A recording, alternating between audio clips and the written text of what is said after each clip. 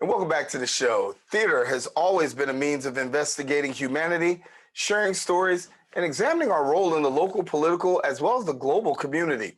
Theater of the Oppressed NYC partners with communities facing discrimination to inspire transformative action through theater.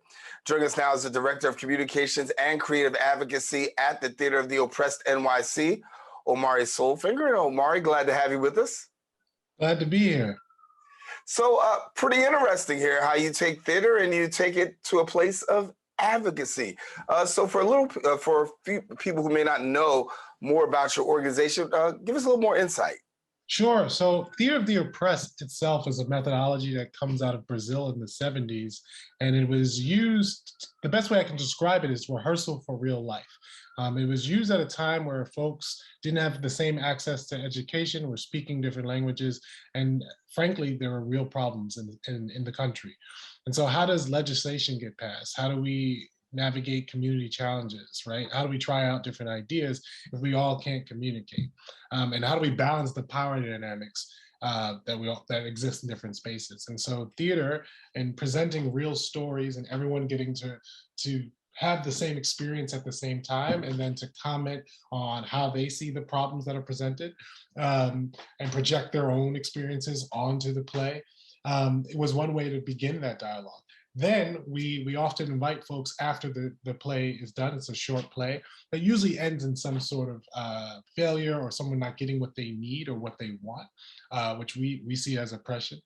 We would then invite the audience to step in as one of the characters in the play and try to get what they need or want. And in that part of the play, they are now trying out different solutions. They're actually walking what they talk. Intervention, if that even legislation that they propose works. And so in this way, we're making democracy more participatory. We're making it more interactive. We're practicing for how we want to confront these problems when they occur. And frankly, it makes advocacy way more engaging. Yeah, and so I didn't mean to cut you, no, but I'm saying, so, at the end of it, you got social change, right, and social awareness. Are you finding that many people are really at the place of a social awareness? Yeah, I think that the process of moving these problems from a head place to a heart place to a body place and actually doing it is the first step to actually doing something in real life, right? That to see that you actually are the expert because you have the lived experience and you're able to bring it out. And then for folks who think they are the expert, think they have all the answers, and then we're like, okay, well, let's do it right now. We can also process of like, oh, so this is living in an idea place, but when it comes to real action and doing something, there's some challenges. And so we do think the process itself is not going to solve anything, right? But it is about preparation to taking the next step towards action. So it is all definitely about awareness and cultural organizing. So you have what's called the legislative theater. And Sure. when you have the legislative theater, how does that work? We invite the people who have the responsibility and the power to make legislative change into the space. So not only are they going to hear from the community, their constituents, and folks who are affected by the problem, and see an example of that and see an example of the solutions, they are in the space to either offer take what's happening from the process and draft legislation on the spot, offer commitment, or to present legislation that they're already working on and allow us to introduce that concept into the play. And so again, it's a way, it's participatory democracy, and it's a way to bring the people to the street. I think of Theater of the Oppressed, it solves this problem, this paradox we have of like us who have access to the books and the documentary and the panels and the lectures. We then go to the people who don't have those access and say, this is what you need to do to make your life better. This is what you need to be doing to liberate yourself. And that in itself is an oppressive dynamic. And so I think legislative theater allows us, like, let's all get in the same room. Let's all have the same experience. Let's all then together work. And I think it's important to have the people that represent us there and then hold them accountable to what they experience together when they go to the more formal government spaces. So talk to me about response, because this is pretty innovative. It's pretty interesting, right? You're taking legislation, you're bringing it to the theater. You're having people who are part of the audience actually be a part. You've got actors as well. What's the response like when people start to engage in this kind of form? Normally, we can say we'll sit around a table, right? Or we'll sit in a U shape. We'll get some tables. We'll get some chairs. We'll talk about it. We'll hash it out. We'll use the whiteboard. But you're using stage. You're using theater. And how does that resonate with those? So in this tradition, we have this concept of demechanization. And what we're offering is that when oppression exists because we've all been mechanized, we've all been conditioned to act, to be a certain way. And so, yeah, the U-shaped table, the didactic thinking, that helps to be predictable and help things continue the way they are. And so we need to demechanize it. So we introduce art and the games and the playfulness to introduce confusion. Right. And we call this good confusion, because this good confusion, this place of like, I don't know what's going to happen next. This is unpredictable. It creates equity. So we're all doing this at the same time. And it also evokes our core human elements of like, as a child, you learn through play, you learn through experiential learning. And so we're all going back to that. And from there, we will then try to solve this problem. So that the initial impact is we get really good at our job. We call our facilitators jokers, not because we're funny, but because in a deck of cards, we're the wild card. And so we're going to change the rules on you. And Right. that experience has its own experience. But once the rules are changed, then we can actually change the larger rules in which are creating the conditions that our people are in right now. So it's a journey. It's unorthodox, and it's way more interesting, frankly, right? Like it's way more interesting and way more accessible to all kinds of people who learn differently, and also who speak different languages. I feel like here in New York, we all speak English, but we all speak the same language, right? right? And so I think about advocacy, right? Because that's exactly what it is. Really having a form of advocacy in a different kind of way. Part of your work is creating that, right? And letting people know that they have the ability to really be advocated for, and then at the same time also be advocates. Yeah. Give me a little about how you guys operate in the area of advocacy, because I know that's a core component of what you do.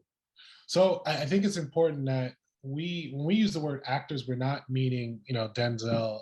So we're meaning anyone who takes action. And so our invitation to engage in this process and to become an actor is that you can take actions for yourself. And so, on one hand, we believe everyone can be an activist or an advocate. Right. On the other hand, it is important to be in good relationships with folks who I'm not going to say that they're expert. I think anyone that is facing this problem is an expert, but folks who are professionally engaged and recognize the way the system currently works, right? And so it is important to be in relationship with direct service community organizations. It's important to be in relationship with the advocates and the organizers and the block mayors and all of those folks, as well as elected officials. And so our work, I think, is to balance that we treat them the same. We treat them with the same amount of respect and the same amount of expertise, but that the way that things currently are, we need both, right? We need to have good relationships with our electeds, but we also need to have strong, trusting relationships with the folks that actually keep us safe and actually know the dynamics and what's going on. You're pretty interesting there. Activism as a whole, I want to talk about that, because that's what you're doing. You're really taking activism and taking it to another level.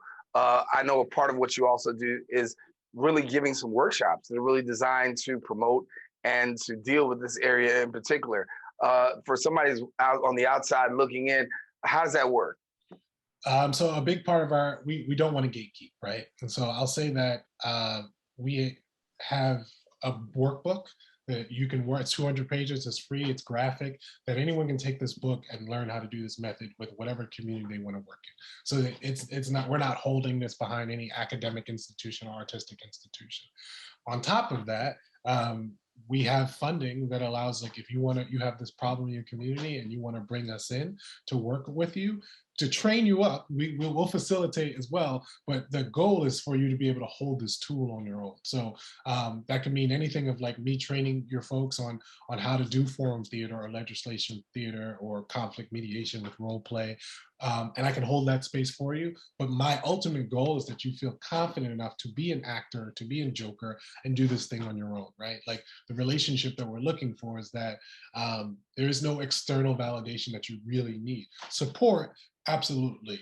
Guidance, 100%. But then eventually you're taking this tool that's free for anyone to use and using it wherever you want it, whether that be your family or your community or your, your apartment building, whatever it may be. Yeah. Omari, I know you guys are celebrating the 10-year anniversary. Talk to me about how you've seen growth in the organization, and not just organization, but also the impact that you're having in community. Sure. So 10 years ago, this all started in a John Hus church and with a troop of folks who were experiencing homelessness and doing their stories, right? And thinking about issues. It then grew towards we have our office. We realized that to make this work sustainable, it needed to be a nonprofit so that everyone gets paid to participate for their stories, to go through the process, and as well as our facilitators. And that was important. We then realized, hey, how do we make sure that this looks evidence-based? We have a legislative theater report to show that this works. We then made relationships with council members and got a couple legislation passed, all from theater, going through the process, and there's at least 8 versions of that. And then COVID happened, right? And the question was like, folks really need us right now, and there is a story of what's happening with the pandemic. And so we figured out how to adapt to Zoom theater. And we were doing full-on forum theater shows, creating them and performing them completely online, while also giving our folks a relief fund, just to, anyone who had worked with us in the last, at that point, 8 years, was access to funds just to get through these hard times. And now we're coming back out again. And the question is, how do we do this equitably, accessible, and keep everyone safe? And so, and we have this workbook, as I mentioned before. And so it's been 10 years, and to continue to grow. I think we also, the methodology started in the 70s. And so the context in which it exists doesn't exist anymore, right? And so, this was frankly a tool to get folks prepared for a possible revolution, right? And now we have to think about like, yeah, let's still look at these larger institutions, but let's also look at the inner internalized oppression, because maybe the internalized oppression inside of us, and using theater to address that, will also then help us get ready to act to change the world outside. So those are the directions that we possibly could be going in the future. So as you look towards the future, talk to me about what you see. Obviously, 10 years, you've seen a lot of growth and impact now. You set your sights forward. What can we expect coming up in the near future? Oof, man, I don't want to be a fortune teller, but we have to adjust into this new climate and context, and also hold ourselves accountable to the fracture in relationships that have occurred, and this is in all different spaces, right? We can think about what is the impact of having our children have really disjointed education for 2 years, right? And how do we then socialize again in the physical space? Is that something that can happen? We can think about that, yeah, for the president can say the pandemic is over, but there is folks who with immunity compromised and long-term COVID and all these different things. So I think it's still introducing this tool and getting people to play and be in theater again in spaces. But it's hard when the material conditions are still so tough for me to come and say, hey, let's play pretend. Right. So how do I convince you that we're playing pretend towards real action, but we need to practice and create a safe container and build these relationships here in this incubator first before we can actually do this in the real world. And slowing down and saying like there's an urgency to everything right now, and there's also this invitation for rest. and that rest can be resistance. And so, and play and imagination can be hope. And so it's delicate. It's really delicate. But I think what we're interested in as an organization is getting this tool out to people to use in whatever way they see fit, instead of dictating. This is how it goes, and this is the way it's supposed to be used. Yeah, you've been on the ground for a minute doing this. Talk to me a little bit about social justice from your perspective. How do you define social justice? I wanna also name it's when, what we talk about here often is the three important things for us is ethics, style, and then accuracy. And so my ethics is calling me to say this is just my opinion, and I don't represent.